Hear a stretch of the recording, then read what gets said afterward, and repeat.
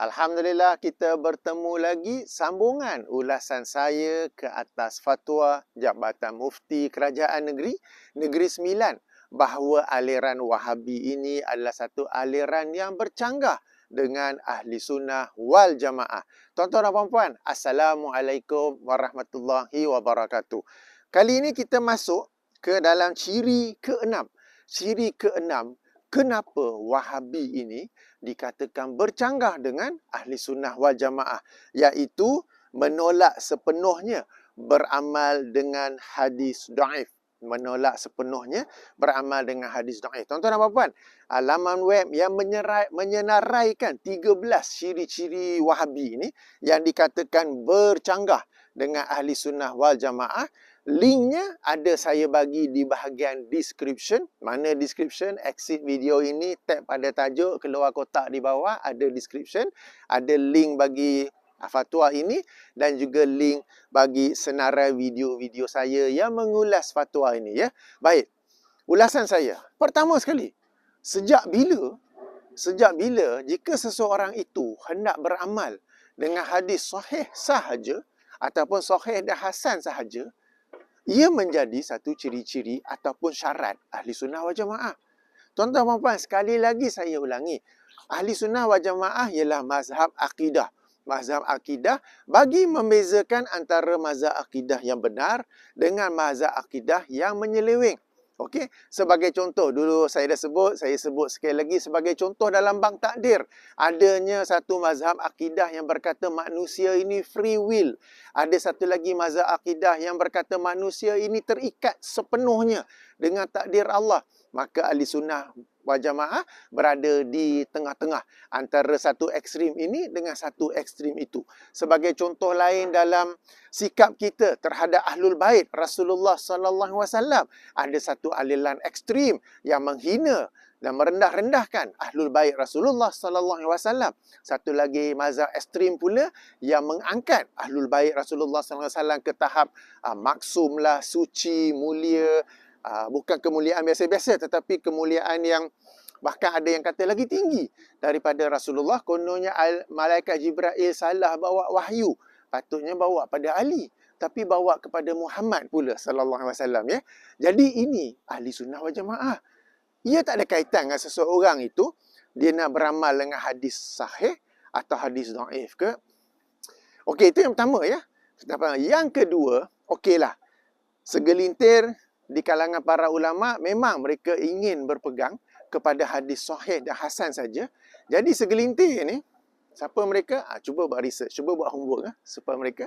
Jadi mereka ni pun terkeluar daripada Ahli Sunnah wal Jamaah. Kan bukan Wahabi Malaysia, ya. Tapi ini daripada zaman salaf lagi. Ada beberapa, tak ramai, beberapa daripada kalangan ulama, khasnya daripada kalangan ahli hadis yang beramal dengan hadis sahih sahaja. Okey? Lalu mereka ni pun terkeluar ke daripada Ahli Sunnah wal Jamaah? Macam mana ni? Mereka ni pun bercanggah ke daripada Ahli Sunnah wal Jamaah? Itu yang kedua. Yang ketiga, okey, jumhur, okey, majoriti ulama berkata dibolehkan beramal dengan hadis dhaif. Akan tapi, walau bagaimanapun, namun begitu ada syarat-syaratnya. Ia bukan boleh macam tu saja. Okey, macam saya biasa sebut apa? Ia bukanlah macam tiket syarikat penerbangan kos rendah, now everybody can fly. Memang dia sebut begitu, tapi bawah tu ada banyak syarat-syaratnya. You nak pergi international kena bawa pasport, tak boleh bawa liquid aerosol gel yang melebihi kota, ada size bagnya, ada berat bagnya, berat kargo kalau melebihi sekian-sekian berat kena bayar lebih. Bag yang nak bawa ke dalam kabin pun ada limit, seorang satu saja, ada saiznya, kan. Jadi ada syarat-syaratnya. Ya, walaupun dia kata now everybody can fly, jangan ye saya nak pergi fly, ye tengok tak boleh masuk pasal pasport tak bawa. Alamak, macam mana ni? You say now everybody can fly. Of course lah, but you have to read the terms and condition. Okey, jadi sama juga apabila jumhur ulama berkata boleh beramal dengan hadis dhaif, okey, untuk tujuan keutamaan beramal, untuk tujuan memberi motivasi beramal ataupun ancaman atau targhib wa tarhib, mereka meletak sejumlah syarat. Apa yang berlaku ialah sebahagian daripada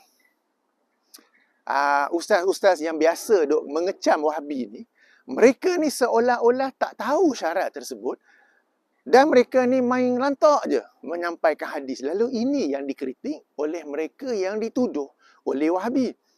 Okay? Oleh mereka yang dituduh sebagai Wahabi. Sebagai contoh, 3 syarat lah. Yang pertama, syarat pertama, hadis tersebut dhaifnya ringan. Bukan dhaif jiddan, bukan hadis palsu, bukan hadis yang tidak ada asal usulnya. Maka nak tak nak, setiap hadis meskipun hendak disampaikan atas tujuan keutamaan beramal, hendaklah disemak rujukan dia mana, sanadnya apa, dan kelemahannya tu kalau lemah, ia adalah lemah yang ringan. Bukan dhaif jiddan, bukan maudhu', bukan yang tak ada sanad langsung. Yang syarat pertama ni pun banyak tak lepas. Okay, macam syarat pertama tu lah, nak travel international bawa pasport kan, ni ramai. Ulama-ulama ni, ustaz-ustaz ni, bukanlah ulama-ulama dia orang tahu, ustaz-ustaz ni nak pergi travel, umpama pasport tak bawa, nak pergi international. Itu contohnya ya. Itu syarat pertama. Syarat kedua, apabila menyampaikannya, tak boleh menyampaikannya dengan lafaznya pasti bahawa ia berasal daripada Rasulullah sallallahu alaihi wasallam. Tak boleh sebut Rasulullah bersabda, tapi hendaklah berkata diriwayatkan dalam sebuah hadis, okey? Hendaklah kamu berdoa meskipun dalam perkara yang remeh, meskipun pada tahap tali kasut kamu yang terputus. Hadis riwayat Tirmizi. Dan syarat ketiga, hendaklah dijelaskan kepada orang ramai bahawa ia adalah hadis dhaif, disampaikan atas tujuan keutamaan beramal. Okey, jadi apabila di kalangan mereka yang dituduh Wahabi dikatakan menolak hadis dhaif, sebenarnya tidak begitu. Mereka menolak hadis dhaif yang disampaikan tanpa diperhatikan syarat-syaratnya. Tuan-tuan dan puan-puan, mereka yang suka tuduh-tuduh Wahabi, antara tuduhan mereka ialah geng-geng yang Wahabi ni tak menghormati ulama. Padahal sebenarnya siapa yang tak menghormati ulama? Yang meletakkan syarat-syarat pengamalan hadis dhaif ini bukannya geng Wahabi. Okey, para ulama tu juga. Okey, para ulama juga yang meletakkan syarat-syarat pengamalan hadis dhaif. Tetapi sayang sekali syarat ini tidak mereka perhatikan. Okey, jadi apabila merujuk kepada mereka yang dituduh Wahabi, setahu saya mereka pun menerima hadis dhaif, tetapi mereka menerima hadis dhaif yang lulus syarat-syaratnya. Cuma untuk lulus syarat-syarat tu banyak kerja. Banyak nak kena semak, bukan semua orang layak semak. Okey, lepas tu bila nak sampaikan dengan bahasa yang kita kata diriwayatkan, kemudian hendaklah dikatakan ia dhaif. Kemudian seperti syarat lain, ia tidak bertentangan dengan mana-mana hadis sahih yang lain. Ianya satu lagi ya, syarat yang disebut oleh Al-Hafiz Ibn Hajar Al-Asqalani rahimahullah, hadis dhaif itu tidak lazim, tidak disampaikan selalu kerana dibimbangi orang ramai akan menganggap ia adalah hadis sahih. Bukan Wahabi buat ni, ini Al-Hafiz Ibn Hajar Al-Asqalani. Tuan-tuan dan puan, saya ada satu artikel khas ya tentang hukum beramal dengan hadis dhaif. Video pun ada, insya-Allah saya letak di bahagian description ya, panjang ya. Jadi berdasarkan syarat-syarat ni, nak mengamalkan hadis dhaif ni banyak syarat. Lalu tapi kalau dengan hadis sahih saja, hadis hasan saja, mudah. Sebab itu kebanyakan yang dituduh sebagai Wahabi, mereka lebih selesa, lebih tenang, lebih yakin menyampaikan dan mengamalkan hadis-hadis yang sahih dan hasan. Mereka bukanlah menolak beramal dengan hadis dhaif. Mereka menerima hadis dhaif dengan syarat-syaratnya. Cuma untuk sesuatu hadis tu lulus syarat-syarat tersebut, banyak kerja, banyak filter ya, semakan-semakannya tu, sehingga sebenar-benarnya lebih mudah beramal dengan hadis yang sememangnya sahih, sememangnya hasan. Itu yang pertama. Yang keduanya, hadis-hadis yang sahih dan hasan sangat banyak. Bukan sekadar tak sempat nak amal, nak baca pun tak sempat. Okey, jadi dah banyak. Yang nak sibuk-sibuk dengan hadis dhaif ni buat apa? Okey, itu yang keduanya ya. Jadi yang ketiga, dalam beberapa kes memang ada mereka yang dituduh Wahabi mengamalkan hadis dhaif. Boleh tengok dalam tulisan mereka, dalam footnote ada hadis itu dhaif. Okey. Lalu mereka terangkan hadis ini dhaif dengan kedaifan yang ringan, diamalkan atas tujuan fadhail a'mal, diamalkan atas tujuan disampaikan atas tujuan at-targhib wa tarhib sebagai contoh, ataupun sanadnya lemah tetapi matannya sahih kerana selari dengan siang-siang. Lalu mereka ada penjelasannya. Okey. Apa yang berlaku ialah kadang-kadang hadis itu kemudian disampaikan tanpa penjelasan darjatnya sehingga masyarakat awam menganggap ia adalah hadis yang sahih. Itu jadi masalahnya. Okey, tuan-tuan puan. Okey, jadi tentang ciri-ciri Wahabi ni, ya, sedikit ulang kaji. Yang pertama sekali, sejak bilalah syarat ataupun ciri ahli sunnah wal jamaah ni mesti terima hadis dhaif. Tak boleh kalau nak pakai hadis sahih sahaja. Itu yang pertama. Yang kedua, okay, ada tokoh-tokoh juga, walaupun tak ramai, kita kata minoriti, yang hendak berpegang kepada hadis yang sahih dan hasan sahaja. Apakah kita hendak berkata mereka ni bercanggah dengan ahli sunnah wal jamaah? Okey, yang ketiga, majoriti, jumhur, memang membolehkan penggunaan hadis dhaif. Okey, untuk tujuan beramal, takrif wa tarhib. Cuma mereka telah meletak syaratnya. Jadi kalau nak amalkan hadis dhaif, kena semak supaya lulus syarat-syarat tersebut. Okey, apa yang berlaku ialah kebanyakan yang mengamalkan hadis dhaif itu tidak pula menyemak syarat-syaratnya. Apabila disampaikan, lalu kita tanya, ini hadis ni apa darjatnya wahai ustaz? Okey, kalau dia tak tuduh Wahabi, dia akan jawab apa? Para ulama kata boleh beramal dengan hadis dhaif. Dia sekali lagi ya. Now everybody can fly kan, but with the terms and condition. Ya, memang jumhur kata boleh amalkan hadis dhaif, tetapi dengan syarat-syaratnya.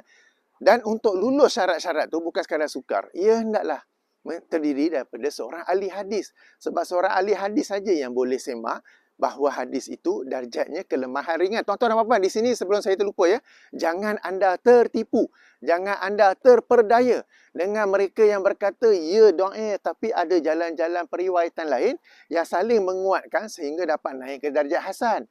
Kalau anda dengar orang cakap macam tu, anda minta dia saat itu juga apakah jalan-jalan periwayatan lain dan apakah ia sama-sama ringan. Sebab kalau ada jalan periwayatan yang lain tetapi ia memiliki kelemahan yang berat, ia tidak boleh saling menguatkan antara satu sama lain. Ini satu lagi kelentong yang saya biasa dengar ya. Jadi tuan-tuan dan puan-puan berhati-hati. Okey. Jadi daripada nak mengamalkan hadis, lalu hendaklah disemak dengan semua syarat-syaratnya itu, lebih mudah untuk kita amalkan hadis yang sudah sememangnya sahih ataupun hasan. Okey, dan bila nak sampai ke hadis dhaif ni bukan saja kelemahannya ringan tetapi tidak boleh dijadikan sumber hukum. Bahkan kita kata keutamaan beramal, kita tak boleh kata amalan itu sunat tau. Sebab bila dah kata sunat itu hukum. Kan hukumnya 5 kan? Okey, wajib, sunat atau mandub, mubah, makruh, haram. Nak kata sunat pun tak boleh, nak kata makruh pun tak boleh. You boleh sampai ke hadis tu untuk keutamaan beramal. Lalu ada orang tanya, kalau macam tu sunatlah beramal dengan amalan ni. Tak boleh kata sunat. Sebab tak boleh membina hukum daripada hadis yang dhaif. So sekarang ni you sampaikan. Orang kita macam, so sunat saja ustaz. Tak boleh kata sunat. Tapi macam mana pula tu? Okey tak? Kita ataupun kita sampaikan hadis untuk memperingatkan daripada sesuatu kesalahan. Lalu orang bertanya, jadi makruh lah ya ustaz perbuatan tu? Tak boleh kata makruh. Haram lah ya. Tak boleh kata haram. Kenapa pula? Sebab tidak boleh dibina hukum di atas hadis yang dhaif. Kemudiannya tak boleh kata Rasulullah SAW bersabda. Hendaklah berkata diriwayatkan sekian. Orang pun, siapa yang sebut tu? Diriwayatkan sekian. Orang pun tanyalah. Ialah siapa yang sebut tu? Sebab kita tak boleh kata Rasulullah yang bersabda. Okey, ini bukan saya tambah-tambah ya. Ini kalau tuan-tuan kaji memang disebut oleh para ulama sendiri. Bukan ulama Wahabi pun, ulama-ulama sebelum Syekh Muhammad bin Abdul Wahab pun sendiri. Kemudiannya, hadis itu, yang dhaif yang nak sampaikan tu, tidak boleh bercanggah dengan hadis yang sahih atau hasan.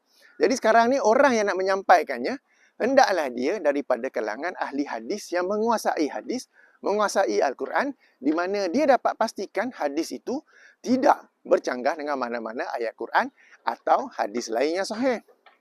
Kemudiannya, Syarat yang kelima tu yang saya sebutkan tadi oleh Al-Hafiz Ibn Hajar Al-Asqalani, jangan sampai pun juga hadis dhaif tu, kerana lambat laun dibimbangi bahawa masyarakat menganggap hadis itu ialah hadis yang sahih ataupun hasan, padahal ia dhaif. Dan ini memang terbukti sebab sekarang ini banyak hadis-hadis dhaif yang tersebar. Mungkin orang yang pertama menyampaikan hadis dhaif tersebut, dia telah pun menjelaskan bahawa hadis ini dhaif. Saya sampaikannya atas tujuan fadail amal. Okey, tetapi yang dia cerita tu orang tak sampaikan, orang sampaikan teks hadis tu saja, maka ia tersebar menjadi sesuatu yang masyhur. Tapi orang tak tahu itu hadis dhaif. Orang yang pertama menyampaikannya telah kata ia hadis dhaif. Tetapi yang itu tu orang tinggalkan. Orang hanya ambil teks hadis, sampaikan forward sana, forward sini, apa semua kan. Akhirnya, orang pun menganggap ia satu hadis yang sahih. Padahal ia adalah hadis yang dhaif. Ya? Jadi tuan-tuan dan puan-puan, itulah ulasan saya. Cuma itulah sekali lagi, saya rasa ini sepatutnya bukanlah ciri-ciri ahli sunnah wal jamaah. Okey? Dan kalau hendak pun diajak orang beramal hadis dhaif, hendaklah diceritakan syarat-syaratnya, bukan as simple as that. Ya. Okey, jadi di bahagian description saya ada bagi artikel tulisan saya tentang hadis dhaif ni, dan juga video saya. Video tu agak panjang lah, 1 jam setengah. Yang ini saya sampai sekejap je kan. Ya. Yang bila kita fikir balik, if that's the case, why do we want to practice or convey a weak hadis? Kalau dah macam tu, sebenar-benarnya, kenapa yang kita nak sampaikan ataupun amalkan hadis dhaif jika syaratnya begitu banyak, nak lulus ke susah? Dan pada waktu yang sama, hadis-hadis yang sahih tu banyak sebenarnya. Okey? Dan saya akan sertakan satu lagi video di bahagian link di mana saya membuat perumpamaan jambatan gantung antara talinya yang kukuh dengan talinya yang lemah dan pelantarnya sudah reput-reput. Sebab hadis ni dia ada sanad kan? Okey? Dan sanadnya tu hendaklah bersambung dengan perawi-perawi yang thiqah, yang dhabit. Okey, bila ia confirm bersambung dengan perawi-perawi yang confirm thiqah dan dhabit, itu hadis sahih. Kalau ada hadis lain yang sanadnya mungkin terputus, mungkin lemah, perawinya tu pun lemah, ia umpama jambatan gantung. Kita nak melintas, katakan, nak melintas tasik ni, okey, dengan satu jambatan gantung. Ada 2 jambatan gantung, satu talinya kukuh, pelantarnya solid. Satu lagi talinya macam reput. Pelantarnya pun dah reput-reput, patah-patah. Tuan-tuan dan puan-puan nak ambil yang mana? Tali yang gantung yang reput-reput tu ke? Yang nampak solid dan kukuh ni? Mesti yang solid, yang kukuh kan? Jadi dalam bab hadis, kenapa nak ambil jambatan gantung? Maaf, kenapa nak ambil hadis yang sanadnya tu rapuh, ada kemungkinan akan jatuh, akan putus bila-bila masa. Pada waktu yang sama memang ada je hadis yang sahih. Okey? Boleh fikir ke? Okey, jadi sehingga sini sahaja dahulu. Subhanakallahumma wa bihamdika asyhadu an la ilaha illa anta astaghfiruka wa atubu ilaika. Assalamualaikum warahmatullahi wabarakatuh. Kita jumpa lagi ulasan ke atas ciri yang seterusnya pula ya, insya-Allah.